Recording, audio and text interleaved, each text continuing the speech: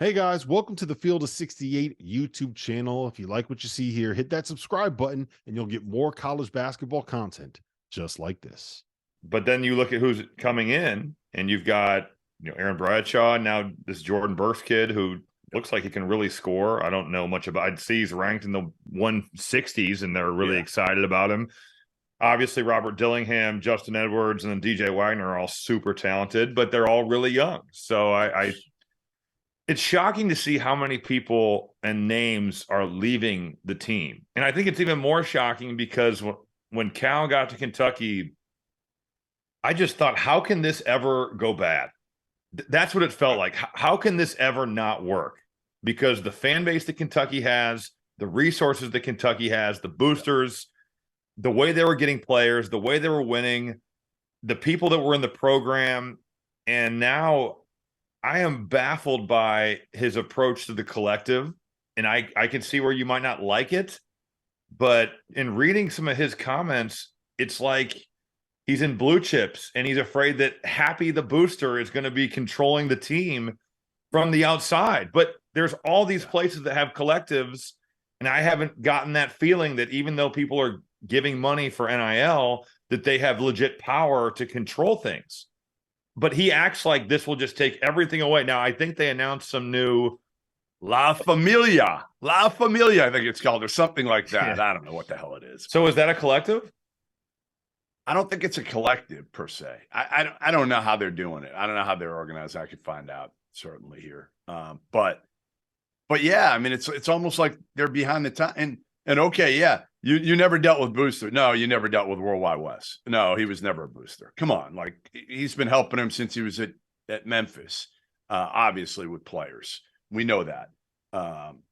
But to me, obviously you have money, you have support.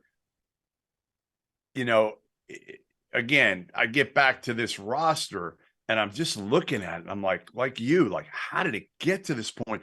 Again, 10, 12 years ago, we might have thought that this roster, and again, it's a number one class in America in a week class. There's no number one player this year. There's no guy that you're looking at in college basketball and saying, holy shit, this dude is a lock one and done.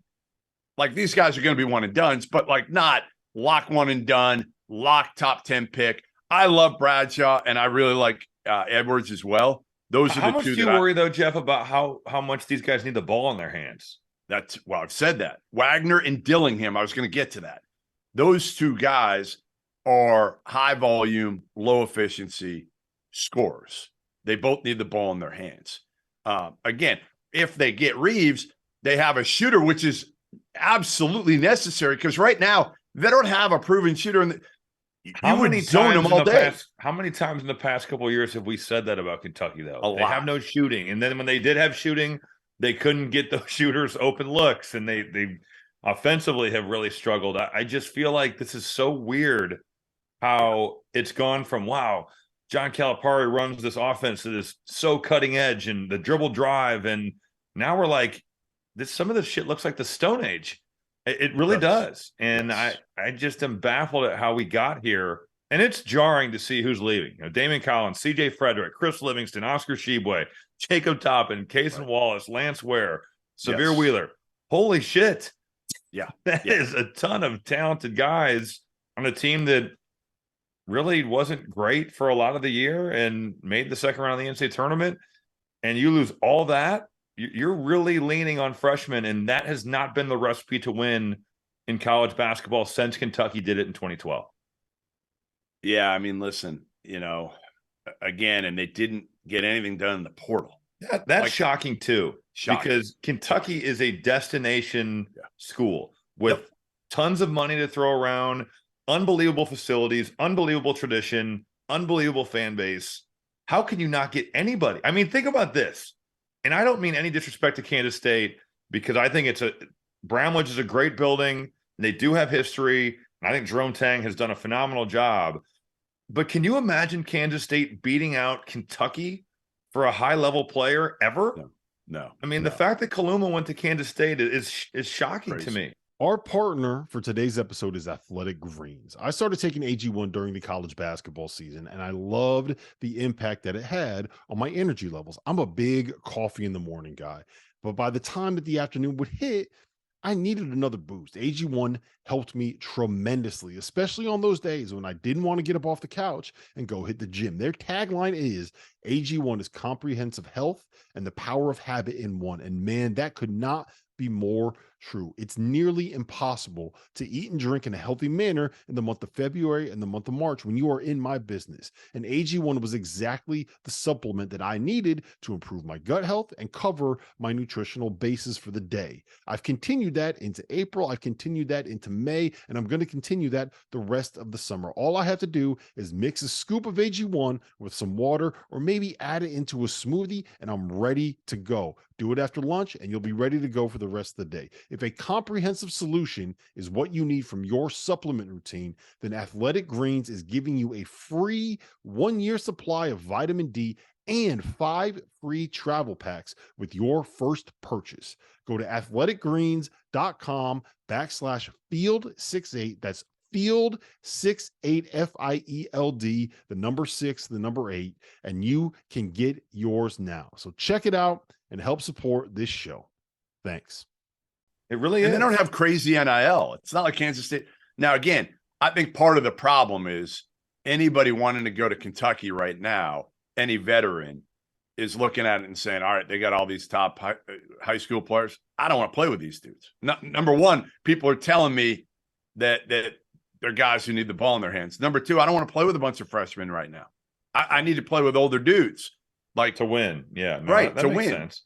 And you're not going to be the guy. If you're Kaluma at Kansas State, you're probably going to be the guy this year. You know, they're going to focus a lot of what they do around him. Who knows with Kaluma if he's going to get the ball? Who's going to give him the ball? I mean, it was like Hunter Dickinson when he was choosing Kansas, right, over Kentucky. Who will throw me the ball and who can make a shot where I won't get post-trapped every time like I was last year. Right. Who do you want to play with? Yeah, you know, that's true. Juan Harris or Robert Dillingham? Yeah. Like it's a no-brainer. No disrespect to Dillingham. He's a freshman, and he's a freshman who's likes to score as well. So, you know, DeJuan Harris is a guy who's just looking to set you up. But, you know, Chris Livingston is the baffling of all the decisions. Okay, listen, we can go through them, right? Cason Wallace was gone. We know that. Oscar, the time had come. The time had come for Oscar. That's although I'm a little surprised because I thought he could just make bank on NIL. And who knows what he's going to be. But he's made more money than he ever could have imagined anyway. Wouldn't it be great to stack another $1.5 million? Oh, totally. $2 million. Yes. I'm not saying he hasn't. I'm just saying, hey, year 2 or 3 of that sounds pretty good. You know what I wonder? I wonder if he was ready to move on partially because of how Cal utilized him. Remember, there were times last year. Remember when he was benched last year? Like, I wonder if that player of the year the year before.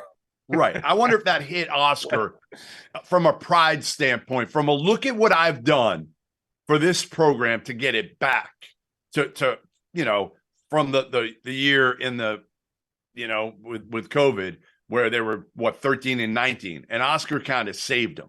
Let's face it. He kind of did. And then to be treated that way, and I understood it. Obviously, again, there were times when Oscar was terrible defensively, so you had to do something. But I just wonder how much communication there was about all that between he and Cal, and how much he was just ready to move on from that. All right, C.J. Frederick, listen, he was hurt, didn't make shots, but he's been hurt since he was at Iowa. I mean, that's kind of been his deal since he left right at the end of Iowa. He was injured while he was playing for Iowa. He was hurt a good amount. So he goes, Severe Wheeler didn't fit. You know, he got benched, hurt, benched, whatever you want to call it. Jacob Toppin, I don't know. You know, that's a weird one for me because I almost feel like, you know, maybe Toppin makes the league. I don't know if he's drafted, not drafted. Probably could have come back for one more. And honestly, been the guy. But again, is he getting the ball? Is he going to get the ball? So I'm fine with him. Lance Ware, go to Villanova. You barely did anything. Damian Collins is the one I honestly feel terrible about because he's had so many personal issues with deaths in his family. The nicest kid you'll ever meet.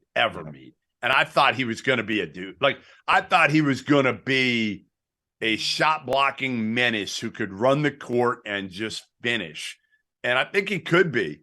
I honestly think he could be in time. But that was one that I wish he had stuck around because, I don't know how Aaron Bradshaw, there's some concern. I don't know what level. It might be minor, but with a foot injury with Bradshaw. So, again, a guy like Collins, if you have him sitting there. But again, I'm sure he's looking at it of like, all right, if I come back, how much am I going to play with all these right. kids? I will say, with all the criticism that Cal has gotten, it still is pretty wild that he's got the numbers, 3, 4, 6, 16, 41. Like, he's still got it's a crazy class from a numbers perspective. Now they have to prove it at this level, and that's going to be the big question. Can they do that? But he has gone back to bring in high-level freshmen, but I just don't know if you can win. Where do you see this team? Are they a fringe top 25 team? I just took him out the other day. I put Arizona in, even though I didn't really want Wow, what? I did. I put him in at 25. Wait, I put him you in said that. I thought you said with Caleb Love. I took him out. You're walking that back. Thank you for watching the Field of 68. If you've enjoyed what you've seen here, hit that like button, share this link with your friends, or check out the description for some other places that you can consume Field of 68 content.